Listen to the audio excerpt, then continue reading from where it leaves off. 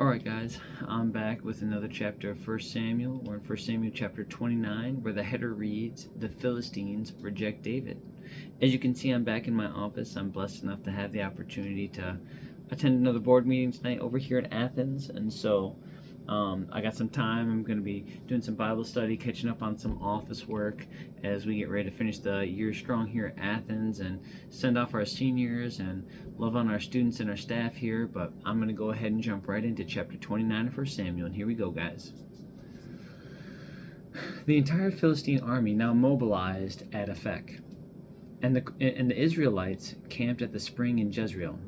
As the Philistine rulers were leading out their troops in groups of hundreds and thousands, David and his men marched at the rear with King Achish. But the Philistine commanders demanded, "What are these Hebrews doing here?" And Achish told them, "This is David, the servant of King Saul of Israel. He's been with me for years, and I've never found a single fault in him from the day he arrived until today." But the Philistine commanders were angry. "Send him back to the town you've given him," they demanded. "He can't go into battle with us. What if he turns against us in battle and becomes our adversary? Is there any better way for him to reconcile himself with his master than by handing our heads over to him? Isn't this the same David about whom the women of Israel sing in their dances? Isn't this the same David about whom the women of Israel sing in their dances? Saul has killed his thousands, and David his 10,000s. So Achish finally summoned David and said to him, "I swear by the Lord that you've been a trustworthy ally. I think you should go with me into battle, for I've never found a single flaw in you from the day you arrived until today. But the other Philistine rulers won't hear of it. Please don't upset them, but go back quietly."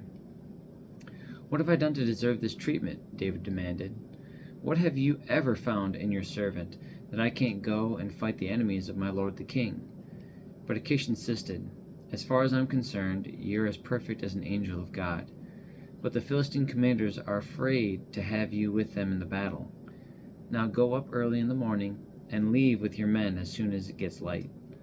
So David and his men headed back into the land of the Philistines, while the Philistine army went on to Jezreel. And so that's the end of chapter 29. And what I really like, it's interesting because the reflection that I have might be contradicting a little bit to the actual character of David.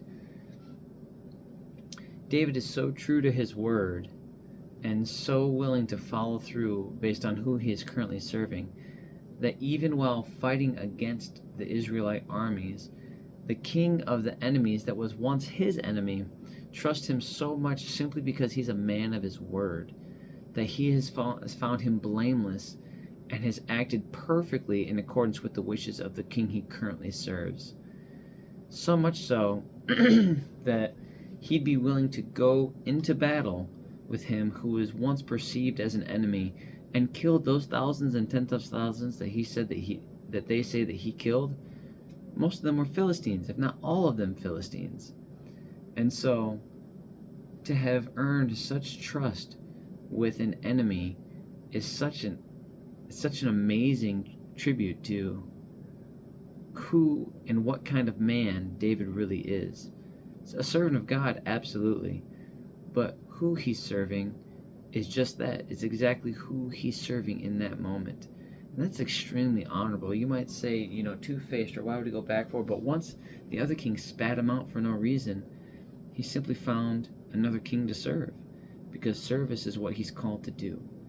And so while I couldn't begin to reflect on God's intention for this specific time in his life, and if you're a theologian, I imagine you have your own specific wanderings about this, and maybe accurate based on other aspects of the Bible. I'm not astute enough of a theologian to even begin to have a conversation on topics such as that, but knowing that David could carry the kind of favor that regardless of the king he served and the enemy he was to fight, he was trusted, and that's impressive.